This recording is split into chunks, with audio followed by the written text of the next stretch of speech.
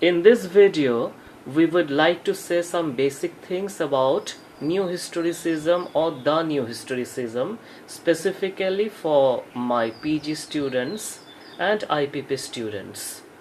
It's a very interesting field, and in a way it is one of the absolvers of the critical theories and humanities from the overarching kind of textuality which was engaged with by Derrida and his followers. We tended to forget the world altogether in our fascination for this great archive of textuality. Now, New Historicism comprises two terms, New and Historicism. History or Historicism we are familiar with in certain ways.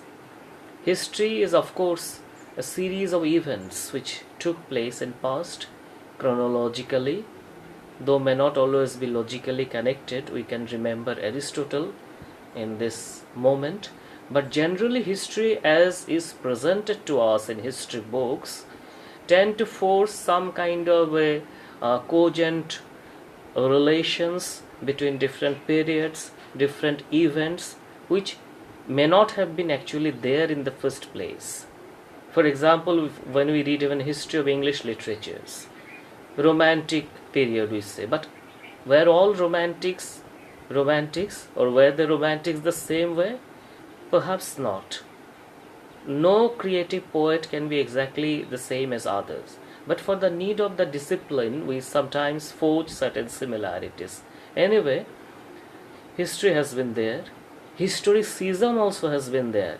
The traditional study of literature, as we know, has been largely historical. We were all meant to or made to study histories of literature which in their turn were related to the political and social history of England. Political and social histories rather.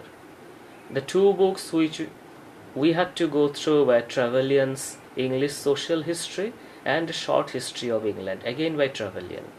So it was imagined or assumed that history exists out there or existed, against which texts of a particular writer have to be read and judged.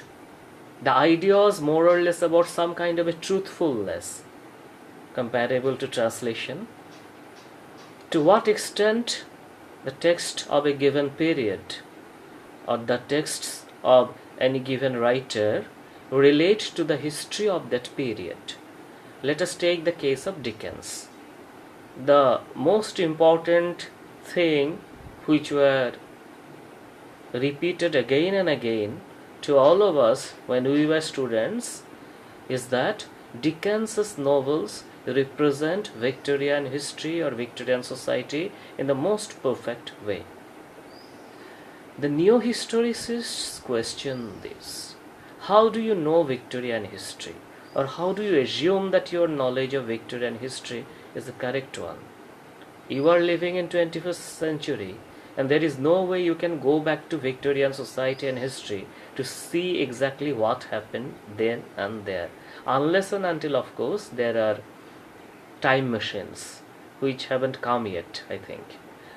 So there is some kind of a fault with our assessment that we know history of any given period. So finally, history is also a text. Take the example of that film or TV serial, I think, Jodha Akbar. People in India were divided across communities and cultures, saying that this is real Jodha Akbar, that is not. But how do you know? You never saw Jodha Akbar physically, or ontologically. You know them only epistemologically, that is through some knowledge, through some text, so textually rather. So it is not very wise to argue strictly on the basis of something which you do not know firsthand. That is the view New Historicists suggest, that histories finally are texts. So they cannot have any upper hand as to other texts like literature, music, culture. I mean, all these are cultural texts. So this is also a text history, and those are also texts. The only way we can read them is by reading together or parallelly, not by taking an overarching text to subsume all other texts as secondary to it, be it history of England or decline and fall of the Roman Empire, Roman history, which was the pattern earlier. Clear? In this part, or to this extent, neo-historicism is quite similar to post-structuralism. Even in certain books like Raman Seldan's Reader's Guide, it has been discussed as an offshoot of post-structuralism, which is not untrue. Post-structuralism also believes that everything more or less are texts.